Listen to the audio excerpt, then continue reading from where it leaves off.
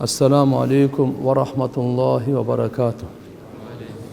Hurmatlı mekendештер, qadırlı musulman bir tuğandar. Barыңыздарга жараткан Алла Тааланын тынчтыгы, саламы, мээрими, райымы жана берекеси болсун. Алла Таалам баарыбызга жакшы күндөрдү, жакшы түндөрдү, жакшы дос кошуналарды насип кылсын. Жаман күндөрдөн, жаман түндөрдөн, жаман дос кошуналардан Аллахым сактасын. Жараткан Алла өзүнүн райымы менен бүткүл адам затка кыямат күнгө чейин келе турган инсандарга туура жол тапсын деп Кур'ан-ы Каримин берген. Кур'ан-ы Карим Алланын акыркы китеби, улуу китеби, берекелүү китеп, нурлуу китеп, адам баласын туура жолго жолдогон китеп, адашып кетпесин, шайтандап кетпесин, айвандап кетпесин, жырткыч болуп кетпесин, адам атында, затында калсын деп Кур'ан-ы Каримди улуу Рамазан айдын кадыр кечесинде Пайгамбарыбыз саллаллаху алейхи ва салламдын таза жүрөгүнө түшүргөн. Пайгамбарыбыз саллаллаху алейхи ва саллам адам заттын мырзасы, адам заттын эң ырайымдуусу. Ан-набию аула бил муъминина мин анфусихим. Пайгамбар, момундар, сиздер, биздер өзүбүзгө канча боорукер болсок, андан да боорукер. Адам баласы өзүнө боорукер, бирок пайгамбарыбыз андан дагы боорукер. Биз эч качан унутпайлы туугандар, түбөлүктүү бара турган жайыбызды унутпай жашайлы. Бардык пайгамбарлар Алланын жалгыздыгына чакырган. Бардык пайгамбарлар Аллага баш ийүүгө чакырган. Бардык пайгамбарлар Алла Тааланын даярдап койгон түбөлүктүү бейишине чакырган. Ахирет бар, бейиш тозок дагы бар. Момундар, пайгамбарлар бейишке чакырган. Дозоктон эскерткен. Дозоктон качкыла, сактангыла, Алладан паана тилегиле. Дозокко алып бара турган амалдарды таштагыла. Ал арам нерсе. Силерге дүйнөңөрдү дагы курутат, ахиретиңерди дагы курутат. Ал эми пайгамбар саллаллаху алейхи ва саллям мынакей бейишке бара турган. Ошону тандагыла анан көрөп. Ошол жакшы амалдар тандагыла. Дүйнөдө да татыктуу жашайсыңар, бактылуу жашайсыңар. Кабырыңар нурланат. Ахиретиңерде жүзүңөр жарык. Алла Таала кордуктан, коркунучтан, шермендечиликтен сактайт. Түбөлүктүү бейишке Алла субхана ва таала өз ырайымы менен киргизет. Мына пайгамбар саллаллаху алейхи ва саллям. Демек, ушу Кур'ан-ы Каримде бир чоң мазмун, Алланын ыйык китебинде чоң мазмун кыямат. Качан болот? Кандай болот? Эмне үчүн кыямат күндү дайындады? Кайсы амалга кандай Алла Таалам акысын берет? Тоолук акысы, түбөлүктүү акысы, туруктуу акысы, жакшылыктын дагы, жамандыктын дагы. Алла ошон үчүн кыямат күндү жашырып койгон. Эч кимге билдирген эмес. Жакын периштесине дагы, сүйкүмдүү пайгамбарына дагы. Аллахым атайы өзүнөн башка эч нерсени билбей турган кыямат күнү жашырган. Ошол кыямат күнү тирилесиңер деп, мына өткөнкү сабакта Мүлк сүрөсүндө Кул хуаллади дараакум фил ард ва илейхи тухшарун. Айткын ey Мухаммад саллаллаху алейхи ва саллям, ал ушундай зат. Силерди жаратып туруп таратты жер жүзүнө. Жайылтып койду. Бирөөңөр чыгышта, бирөөңөр батышта, бирөөңөр сууда, бирөөңөр дагы башка кургакта, бирөөңөр түндүктө, бирөөңөр түштүктө, бирөөңөр кара, бирөөңөр кызыл, бирөөңөр ак. Ар кандай кылып Алла Таала. Ва илейхи тухшарун. Бирок унутпагыла. Баарыңар кабырдан чыгып, Алланын алдына топтолуп барасыңар деди. Баарыңар адамзаттын баары, бул Алла субханаху ва таала жаратты. Жердин үстүндө эле басып жашайбыз. Учуп жашабайбыз биз. Абада учуп жашабайбыз. Биз жердин үстүндө басып жашайбыз. Кайра жерге кайтабыз биз. Алла субханаху ва таала ва илейхи тухшарун. Жана ага карай силер баарыңар топтолуп барасыңар. Кайдан барасыңар? Кабырыңардан чыгып, тирүү Алланын алдына топтолуп барасыңар. Ушуну хашар деп коет. Эми тияка барганда ким менен болобуз? Кимдин жанында турабыз? Канча күн турабыз? Кандай абалда турабыз деген суроолор бар. Буга Кур'ан жооп берет.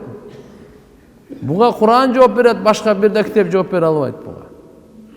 Пайгамбарыбыз буну баяндайт, бирөө да кандай баяндай албайт.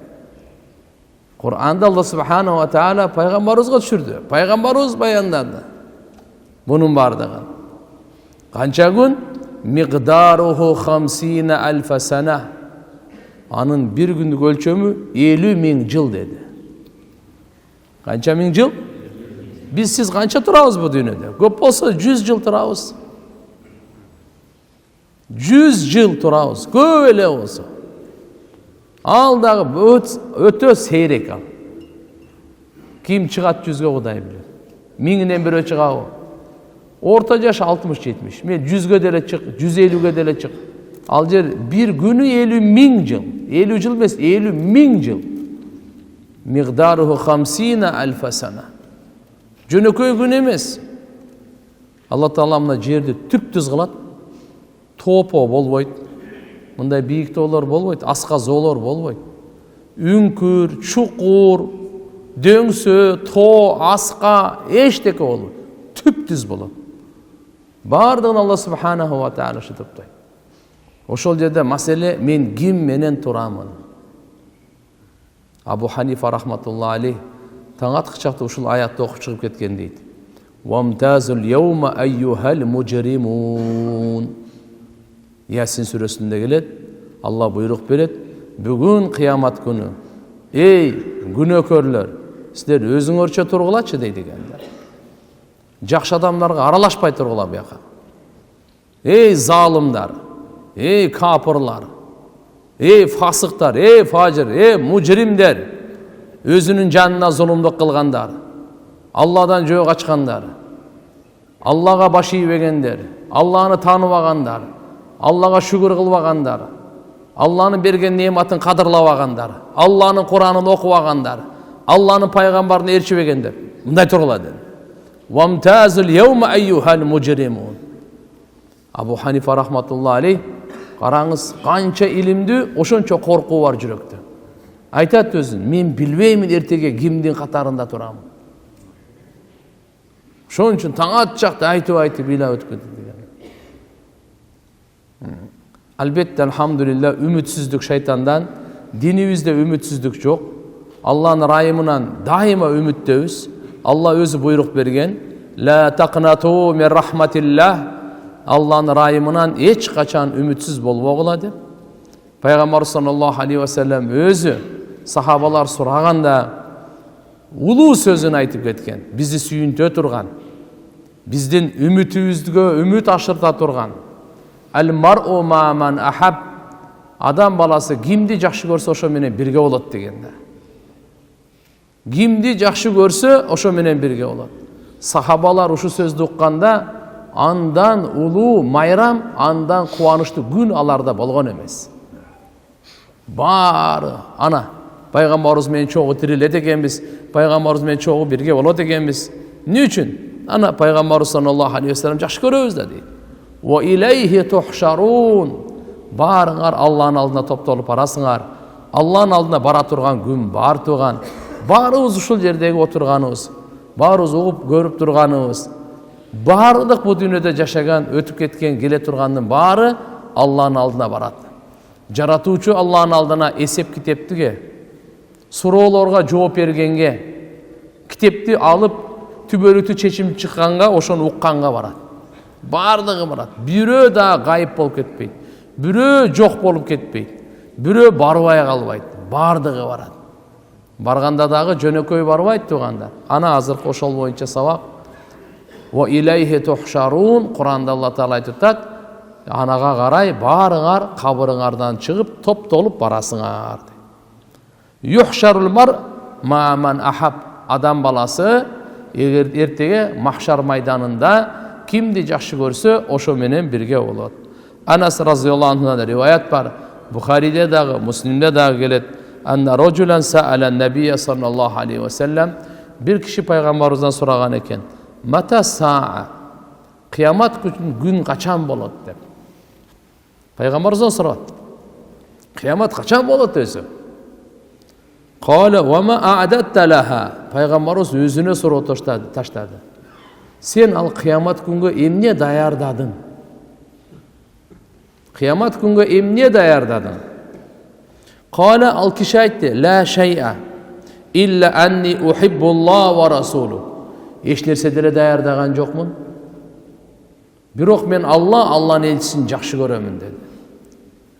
Мен даярдап койгон бир эле мухаббат дегенди даярдадым. Алланы жакшы көрөм, Алланың елчиси пайгамбары Мухаммад алейхиссаламды жакшы көрөм, ушул эле барым мен dedi.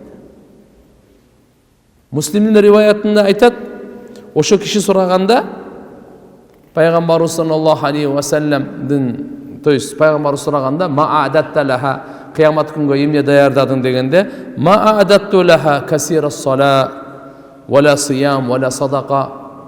Көптөлө орозом жок, көптөлө намазым жок, садакам деле жок. Бирок Алланын элчисин жакшы көрөм деп жооп берген да.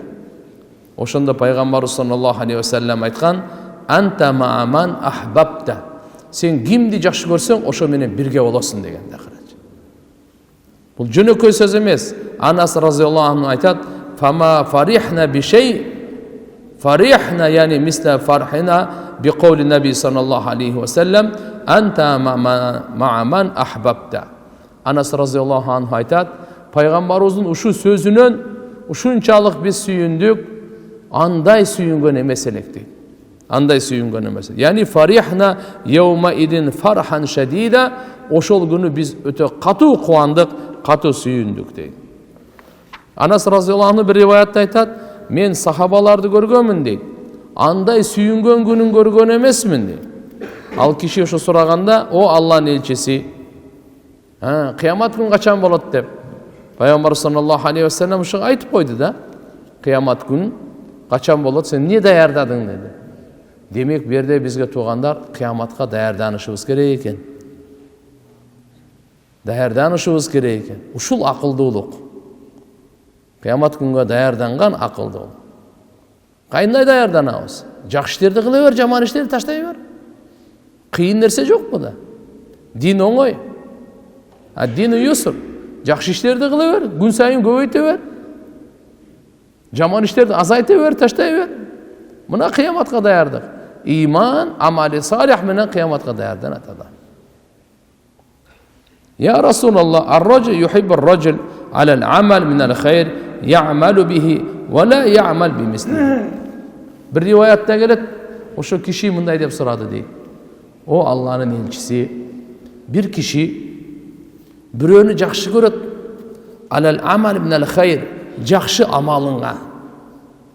Бирок ya'malu bihi amal кылып атканчы, ve la ya'mal bimislihi, өз андай амал кыла албайт да. Түшүнүктүүбү? Biröөнү көрсөңүз, машаалла, аябай кайрымдуулук кылып атат. Карасаңыз, көп жакшы иштерди кылып атат. Көп намаз окуйт, көп орозо кармайт. Кулк мүнөз аябай жакшы, чынчыл, адилеттүү, берешен, ата-энесине күйүмдүү.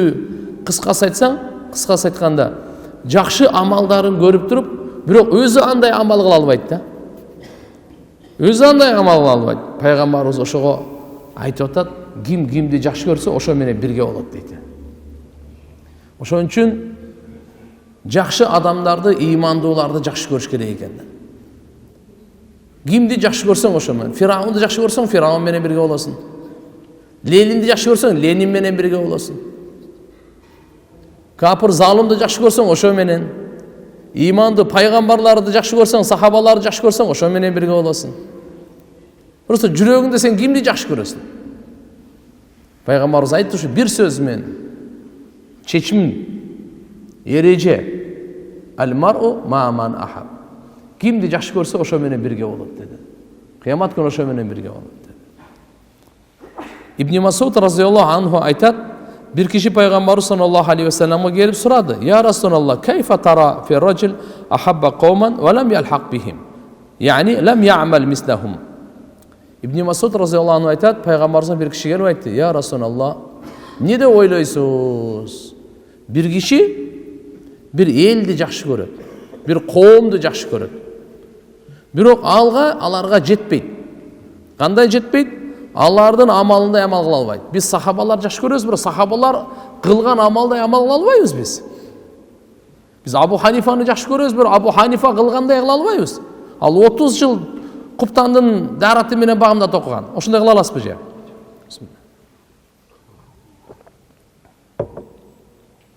30 жыл куптандын дараты менен багымдат окуган. Түшүндүңүзбү? Куптандын дараты менен багымдатты окуган. Биз багымдатка зорго туруп жүрөбүз. Каза кылып алайын деп шашылып, деп 55 жыл ажылык кылган. Канча жыл орозосу. 2 рекетте Кур'андын башынан аягына чейин окуган. Бул сахабалардын ихласы кандай? Сахабалардын илими кандай? Таквалыгы кандай? Адамгерчилиги кандай? Адилеттүүлүгү, боорукерлиги, батырлыгы, эмне деген кишилер сахабалар. Пайгамбарыбыз өзү тарбия кылган буларды. Кур'ан менен тарбия кылган. Кур'ан менен оңдогон. Кур'ан менен мүнөздөгөн. Биз аларды жакшы көрөбүз, биз бирок андай амал кыла албайбыз да. Ошо боюнча айтып атат. Я Расулалла деп киши суроо берип атат. Бир коомду жакшы көрөт ушундай адамдарды. Бирок алардын кылган амалындай кыла алган эмес, кыла албайт. Ошол каякта болот эртеге кыямат күнү дейт.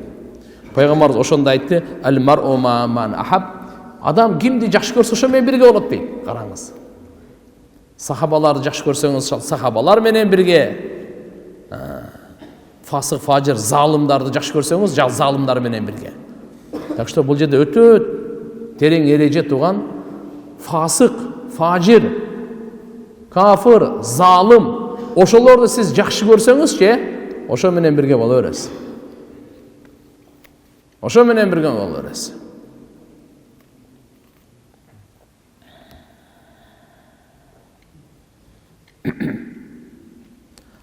Абу Кирсафа разияллаху анхудан риваят, Пайгамбар саллаллаху алейхи ва саллям айткан: "Ман ахабба қауман хашарахуллахи фи зумратихим." Пайгамбар саллаллаху алейхи ва саллям айтат: "Ким кайсы коомду жакшы көрсө, ошонун жамаатында Алла Таала тирилтет аны" дейт. Эми Пайгамбарыбыз саллаллаху алейхи ва саллямды жакшы көргөн адамдарга bundan улуу куш кабар жок да. Bundan дагы урматтуу, bundan дагы шарапаттуу куш кабар жок. Бул кандай деген улуу куш кабар мусулмандарга пайгамбарыбызды жакшы көргөнү, иншалла Алла субханаху ва таала ушу жакшы көргөн мухаббаттын себебинен пайгамбарыбыз менен чогуу кылат иншалла. Амин. Алла баарыбызды чогуу кылсын. Ва илейхи тухшарун. Куранда Алла таала айтып атат: "Жана ага карай силер баарыңар кабырдан чыгып, кабырга коюлгандан кийин ошо ойдон калып кетпейт. Бул бир мөөнөттөн кийин Алла таала буйрук берген убакытка чейин ошондой кабырда болот. Анан кийин Алла тааланын буйругу менен тирилип чыгат. Баарыңар топтолосуңар ага карай."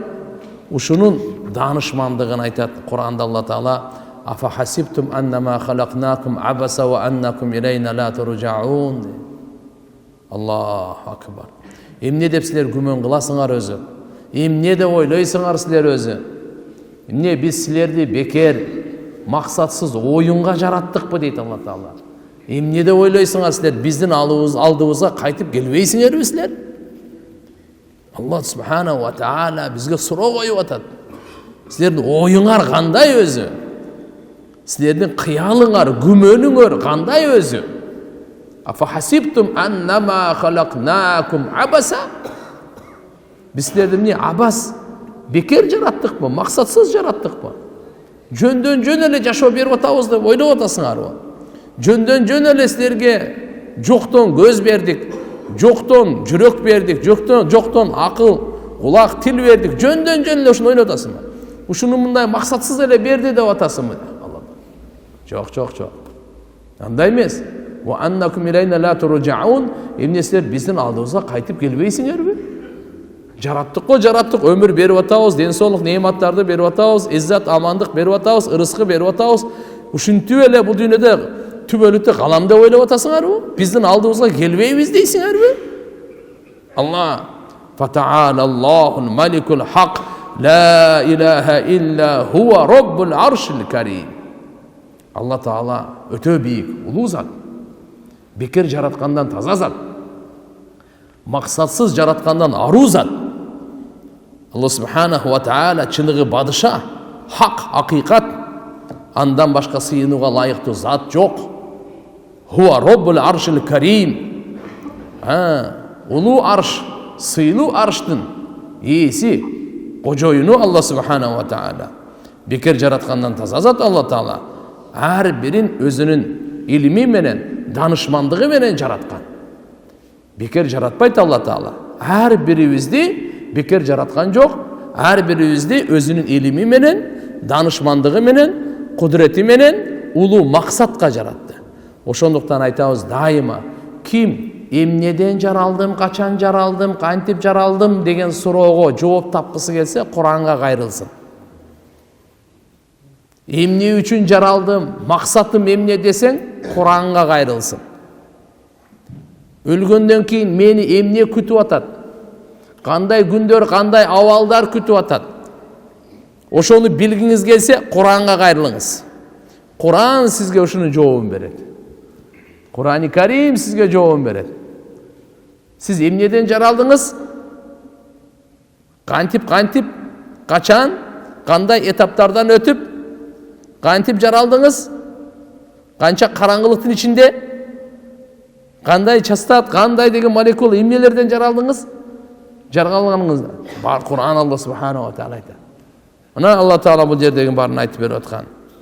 Демек, Алла Таала өзүнүн данышмандыгы менен, илими менен жаратып атат. Адам баласы жерге түшкөндөн бери Алла Субханаху ва Таалага вадасы менен түшкөн. Бил худа алгайсы десе худал баян ва далала. Алгандай вада экен. Ал мындай вада.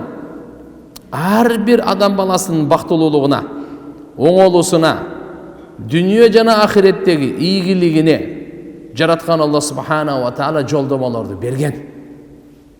Алла Таалам ага буйруктарды берген. Тыюуларды, адал арамды өзүнүн илими менен Алла Субханаху ва Таала данышмандыгы менен ушунун бардыгын берген. Жөндөн жөн эмес. Алла Таала өзүнүн махлуктарын өтө жакшы билүүчү. Эмне менен кантип оңдойт, кантип бузулат, пенде канткенде оңолот, канткенде бузулат, өтө жакшы билүүчү. Ала я'ламу ман халак. Эмне Алла жараткандан кийин билбейби? Сизди бизди Алла жараткандан кийин бизди билет. Мээбизди Алла жаратты, мээбиз качанга чейин иштейт, Алла билет. Жүрөктү Алла жаратты, жүрөгүбүз качанга чейин согот, Алла билет. Алла Субханаху ва Таала бизге өмүр берди, качан өмүр токтойт, Алла билет. Алла бизге ырыскы берди, ошо ырыскыбыз качан бүтөт, Алла билет. Бардыгын билет, эмне амал кылабыз бардыгын билет.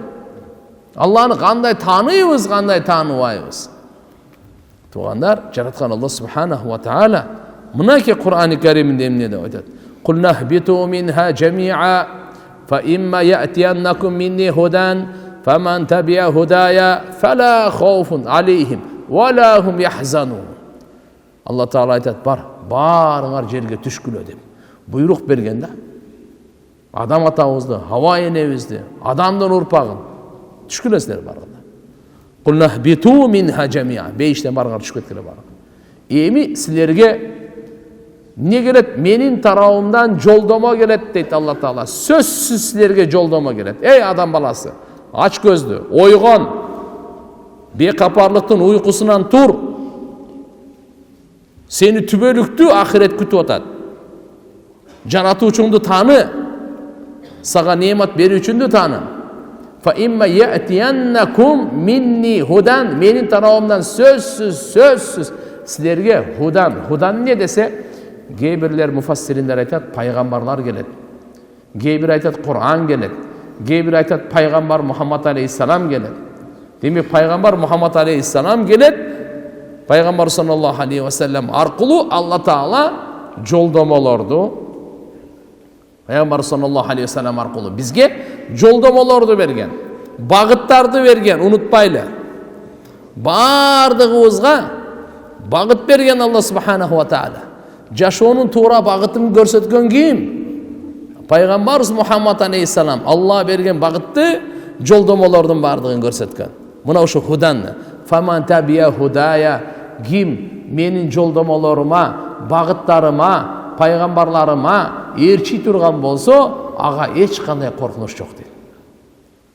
Эч кандай коркунуч жок. Жаналар кыжалат да болбойт дейт.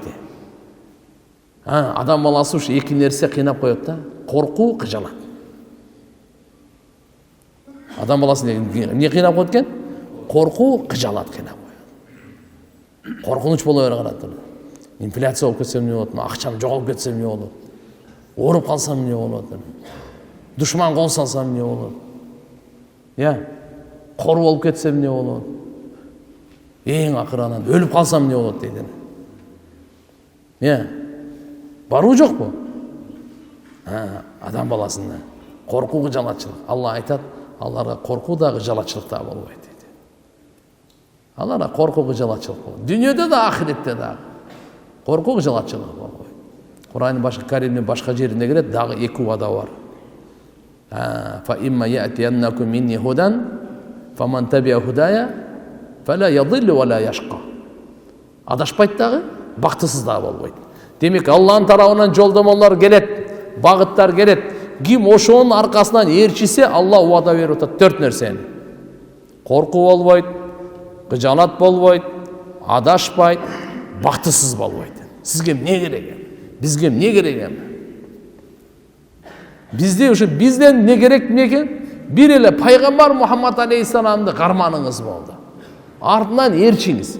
Ошонун аркасынан түшүңүз. Пайгамбарыбыз мага эмне деди? Мен өзүмө канча боорукермин, пайгамбарыбыз андан дагы мага боорукер. Мен канча өзүмө райымдуумун, пайгамбарыбыз андан дагы мага райымдуу. Пайгамбар саллаллаху алейхи ва саллям адамзаттын мырзасы, адамзаттын акылдуусу, адамзаттын данышманы, билимдүүсү, жоомарты, баатыры. Мына сизге бизге кандай багыттарды алып келди, жолдомолорду алып келди. Ошонун аркасынан эле ээрчиш керек болду. Бизге сизге эмне керек? Ошонун артынан ээрчүү керек болду. Ушундай болсо Алланын убадасы, ааламдын кожоюнунун убадасы 4 коркунуч болбойт, кыжалат болбойт, бактысыз болбойт, адашпайт. Туура жолдон адашпайт. Шайтан аны адаштыра албайт. Шайтан аны адаштыра албайт аны.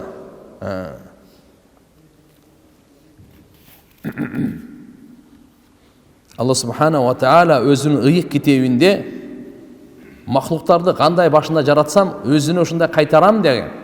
Ошон үчүн өлгөндөн кийин тирүүлүү ак, өлгөндөн кийин тирүүлүү чындык. Бул бизге биздин ыйманыбыз бар. Ыймандын 6 түркүгүнүн бири ушул. Өлгөндөн кийин тирүүлүү ак. Кама бадана аввала халқин нуиду. Кандай биз махлукту алгач жараттык эле, нуиду ошого кайтарабыз. Ваадан алейна, бул биздин убадабыз, билип койгула. Не дейт? Инна кунна фаилин, биз ушуну сөзсүз кылабыз дейт Алла Таала. Өлүп жер менен жексен болуп, чирип, эчтекен калбай калганда дагы Алла Таала айтат, биз сени кайрадан тирилтебиз, ушуну сөзсүз кылабыз дейт. Ушуну сөзсүз кылабыз дейт. Бул биздин убадабыз дейт Алла Таала. Канча кандай мурда жаралса, кудум ошого кайтарабыз дейт. Мурда көзүң кандай эле, кудум ошондой көз менен. Кулагың кандай, кудум ошо кулак менен. Колуң кандай эле, ошол колу менен. Өңү башың кандай болсо, 100 100 да. 100%га 100%. Бармактагы отпечаткалар бар го. Ушу 8 миллиардга окшобойт да. Сиздин көзүңүз 8 миллиард көзгө окшобойт. Аллаху акбар. Бизге ойлойбуз, мына Кытайлар баары бири-бирине окшош экен деп. Африканецтер баары бирине окшош экен дейт. Чет мамлекеттен келип алып бизди деле айтат, кыргыздар, баарыңар да окшош экенсиңер го дейт. Ар ким ушундай көрүнөт экен да.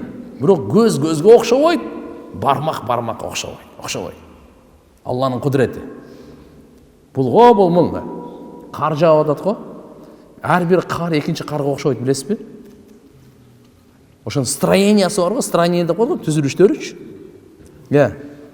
Ар бир кар экинчи карга окшобойт. Аллаху акбар. 1 метр куб, то есть 1 кубта бол жолдо мүмкүн бир Қанша деді ұмытып қалдым мен. 50 миллион ложка снежинка. Бір-біріне ұқсайды. Адамдар бір-біріне ұқсайды. Біз ойлап отырмыз ба, жыланды бар эле қара чар жылан ұқсайды деп. Ұқсайды бір-біріне. Аттар барына бір-біріне ұқсайды. Алланың құдіретін көріңіз. Қой барды, метис деп қойыңыз, ұқсайды бір-біріне. Алла субхана ва тағала әрбіріне өзіне жаралышын берген. Құдірет, Алланың құдіреті шексіз.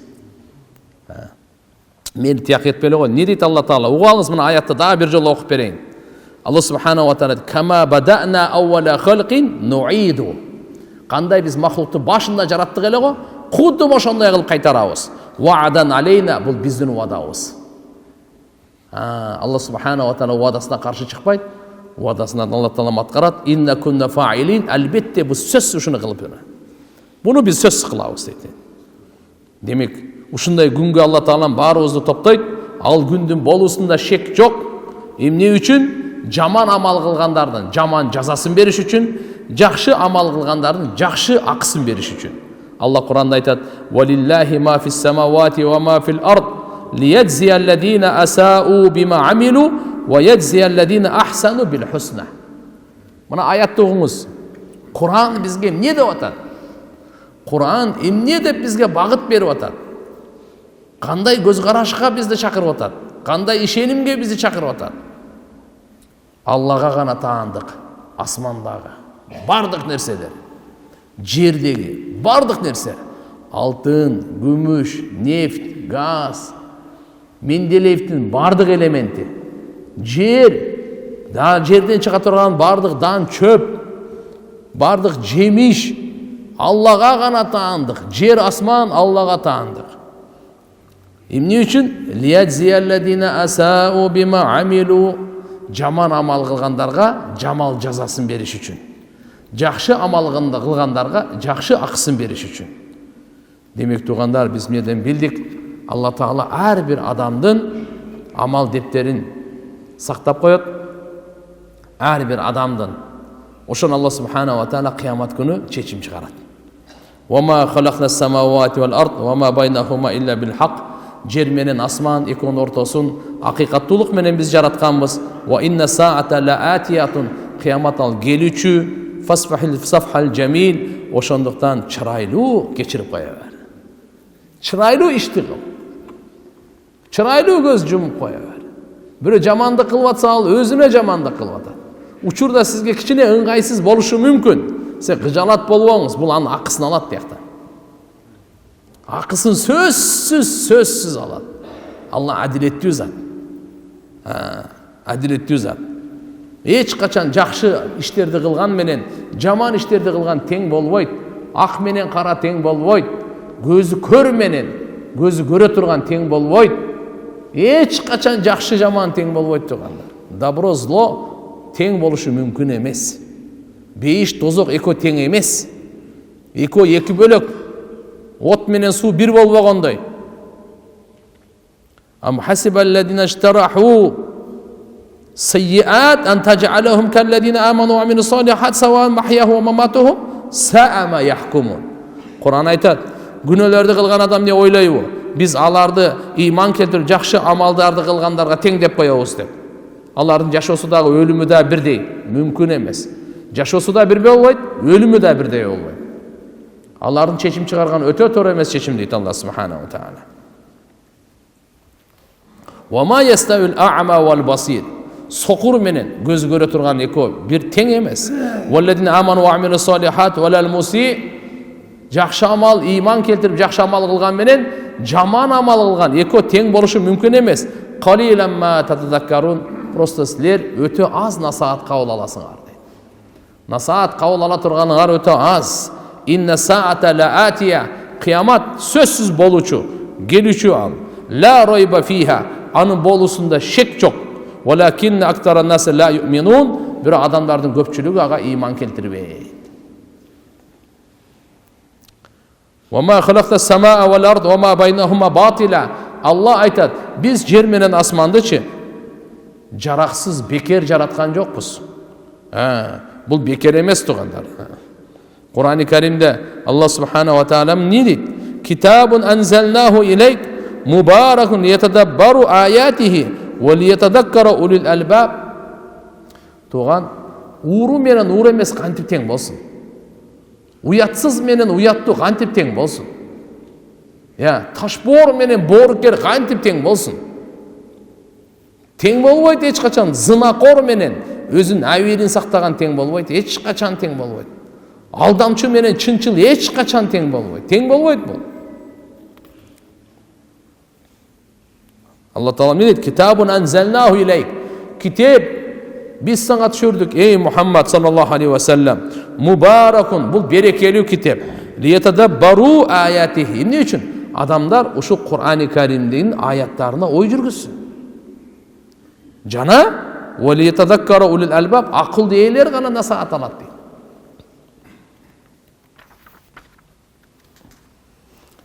Имам Ахмад, Имам Муслим, Имам Тирмизи үчөө тең ушу риваят кылат. Ушу улуу китептерде. Абу Хурайра разияллаху анхудан риваят экен. Имам Муслим сахих хадис. Имам Ахмад, Имам Тирмизи, пайгамбар саллаллаху алейхи ва саллям мындай дейт: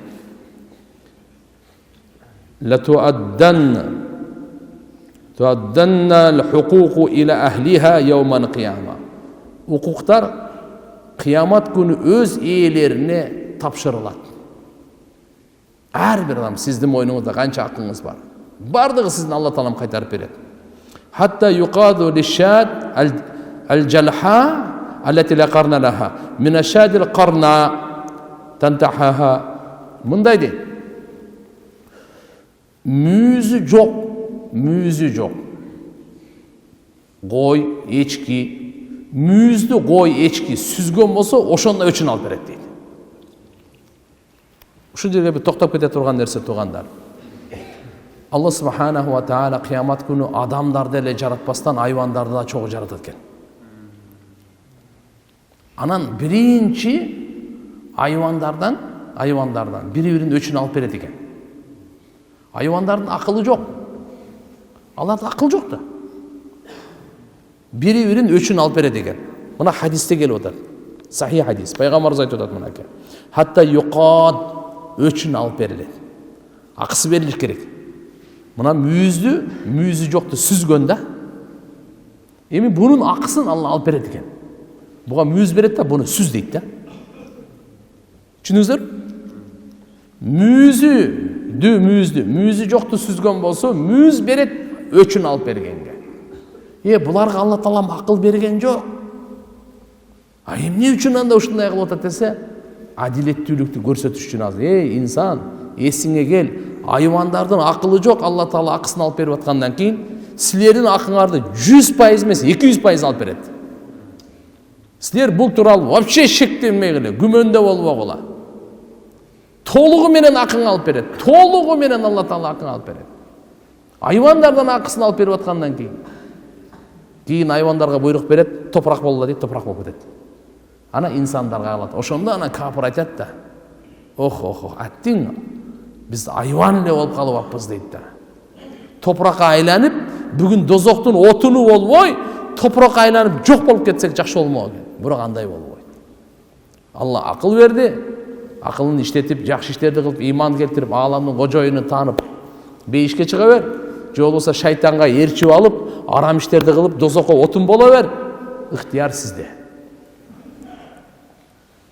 Мынакей пайгамбар саллаллаху алейхи ва саллям бизге кандай насааттарды айтып атат. Ошон үчүн биз бирибизге көп дуа кылайлы. Ар бирибиз муктажбыз. Ар бирибиз туура жолдо бекем болгонго бирибизге жардам берейли, дуа кылайлы. Жаман жолдон чыгайлы, жаман жолду таштайлы, жаман сөздү таштайлы, жаман амалды таштайлы туугандар. Имам Бухари, Имам Тирмизи рахматуллаху алейхима айтышат. Абу Хурайра риваятлат, пайгамбарыбыз айтты: "Ман канат индаху мазламатан ли ахихи мин ирдихи ау шай'ин минху фальятахаллалху минху al-yawm min qabl an la yakuna dinar wala dirham in kana lahu amalun salih ukhidha minhu biqadri mazlamatihi wa in lam takun lahu hasanatun ukhidha min sayyiati sahibihi fa humila alayhi." Imam Bukhari rahmatullah alayh жана имам Тирмизи рахматуллахи алейхи ушу хадистеп келип атат. Абу Хурайрадан риваят, пайғамбар саллаллаху алейхи вассалам айтады, қиямат күн тамаша күн емес туған. Ақша менен мәселе шешіп албайсыз. Тиынды беріп бүтіре албайсыз. Ошол тиынды дүниеңізді берсеңіз да ал жерде ала тұрған күн емес. Ал жерде қандай күн? Мындай дейді. Кимге ким бір туғанына зұлымдық болсочу, анын әверіне мейлі же болса қандай бір нәрседен ақшасын алып қойдың бу, аға малына қол салдың бы, жанына, әверіне қол салдың бы, фалиятахаллалху минхумул яум, бүгін ошо мәселені шешіп ал дейді. Бүгін мәселені біреуін ушақтап қойдың бы, жала жаап қойдың бы, сөгіп қойдың бы, ұрып қойдың бы, бір нәрсесін алып қойдың бы, тартып алдың бы, алдап қойдың бы, қиянат қылып қойдың бы, эми түрі көп да. Қайсынысын айтамыз? Ошоны бүгін мәселені шешіп ал. Бүгін мәселені шешкенде қандай? Кимдин әверіне қол салған болсаң, сразу кешірім сұрап ал. Біреуін қордаған болсаң, кешірім сұра. Ушақтаған болсаң, кешірім сұра. Жала жапқан болсаң, кешірім сұра. Көп керсейе берме, қиын бола берме, түздей тұрған жер бар. Тез нарыдан бер. Біреуін бір нәрсесін алып қойған болсаң, бер. Жөнөкөй күн келе жатқан жоқ туғандар. Жөнөкөй күнге бара жатқан жоқпыз туғандар. Не дейді пайғамбарымыз? Ушундай күндөн мурда динар, дирхам, алтын, күмүш өтпей тұрған, беріп құтыла албай тұрған күн. Егерде алдағы не болады екен? Жақшы амалың болса, зұлымдық қылғаныңа жараша алдырасын. Егерде жақшы амалы жоқ болса, анда шеригиңди күнөөлөрү сени мойнуңа жүктөлөт дейт мына. Ушул жерде айткан экен, Аллаху акбар, бир алым айттыр да. Көбүнчө мына мусулманды ушактагандарга. Аркасынан ушактап, ушак деген не, жала деген не. Экөөнүн айырмасы бар. Арабтар ушакты гыйбат дейт, жаланы тохмат дейт. Bir musulmandın ayıbı бар, ошону айтсаң, бул гыйбат. Ошо гыйбат зынадан катуу күнөөсү. Bir musulmanda айыбы жок, бирок ошо айып бар деп сен токуп чыгарып атасың, бул жала. Бул андан да күнөөсү катуураак. Эми ошондо мүмкүн сен жакшы амалдарды кыла бересиң, билип кой ушакчылар дейт. Жала жапкандар жана ушакчылар угуп алгыла дейт. Сен жакшы амалдарды кыла бересиң, кыйнала бересиң, соопту башка ала берет. Сен қиналған сен, ороза қармап қиналып атасың, намаз оқып қиналып атасың, ақшаңдан зекет беріп, жақсы іштерді қылып қиналып атасың, ақыретке барсаң ештеңе жоқ.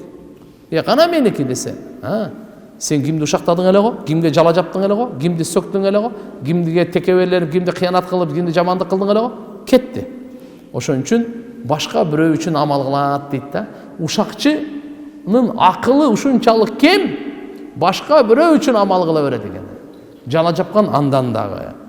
Ушул жерде айтыр зулумдукун мин акли малихим, малын жеп алган, же болсо шатам, сөккөн, гыйбат кылган, чагымчылык кылган, ичи тарлык кылган, көрө албастык кылып, жек көргөн, кемсинткен, шылдыңдаган, айыбын ачкан, аны ардантырып, әйрин төккөн, ага текеберлик кылган, үстүнө маскарлаган, ушулардын бардыгы зулумдук. Ушундай кылган болсоң, бүгүн маселени чечип ал. Демек тугандар, биз кандай болушубуз керек экен? Бирөөнүн малын жебейли. Бирөөнүн малын жебейли. Экинчисинен бирөөнү сөкпөйлү. Үчүнчүсүнөн бирөөнү ушактабайлы. Бирөөгө жала жаппайлы. Эки мусулмандын ортосундан аялы күйөөсүбү, бир тууганыбы, эки доспу чагымчылык кылбайлы. Ортосуна от салбайлы. Гек сактабайлы, көрө албастык кылбайлы, акарат кылып кемсинтпейли, үстүнөн шылдыңдап күлбөйлү, маскарлап, карикатурасын чыгарып, жок. Ардантып, өзүнүн улуттук намызына, уруулук намызына, өңү башына шылдыңдабайлы. Алла ошону жараткан ошондой кылып. Акың жок анын үстүнө шылдыңдаганга. Мейли кичине көзү кыйшыктыр, мейли бир кулагы чоңдур, мейли мурду жагы башкача. Кандай болсо да Алла ошону жараткан. Сен акың жок анын жаралуусуна тийишкенге, улутуна тийишкенге, уруусуна тийишкенге, өңүнө, түсүнө тийишкенге таптакыр акың жок. Абу Зар разияллаху анху, Билал разияллаху анхуну каранын баласы деп койгонуна канча болду? Билал разияллаху анху кара. Эми каранын баласы да анан эмне? Же чындап эле мисал айтканда, каранын баласы кара да. Бирок ушудан ичинде дагы пайгамбарыбыз айтты, сенде деди, жахилият, надандыктын жыты бар. Ömür boyu istihbar, ömür boyu geçirim sұрап, Bilal разиаллаху анху айтты, менің бетімнен тәуелечі деді. Менен мындай ақмақтық болды деп. Болса, еме, бірі сарының баласы, қараның баласы, ақтың баласы, қызылдың баласы, мысалы. Емес. Біз не болып отырмыз бүгін қоғамшылықта? Улуттарды, башқа улуттарды басмырлайбыз, шылдыңдайбыз үстінен. Башқа уруларды, алар тұрсын, алар бұл жақта тұрсын. Ол бадышаға чейін шығып атауыз ғой. Құдайдан қорқыш керек. Біреуні масқарлауа, үстінен шылдыңдауа. Ушундай күн келет, сен үстіңден шылдыңдана тұрған күн келет. Ман дахика, духика. Ким күлсе, үстінен де күле тұрған уақыт келет. Алла Құр'анда ашық тыйған бұны. Сіз Құр'анды қарап жашаңыз. Я юхалладина аману, ла ясхар қауму мин қаумин, аса айякуну хайра минхум. Ей имандылар, бір қауым екінші қауымды масқарлавасын. Üstünün gülbesin. وَلَا تَنَابَزُ بِالْأَلْقَابِ بِئْسَ الْاِسْمُ الْفُسُوقِ بَعْدَ الْاِيمَانِ Жаман лақап қой оғылы адамға. Бір адам не де қойд, бақа дейді, ташбақа дейді. Дағы бір қысқасы айтқанда айуандарға теңе жаман ат қойуы дейді Алла Құр'анда. Жаман лақап қойуы. Жақшы лақап қойсаң мейлі. Жаман ат қойған қорсат емес.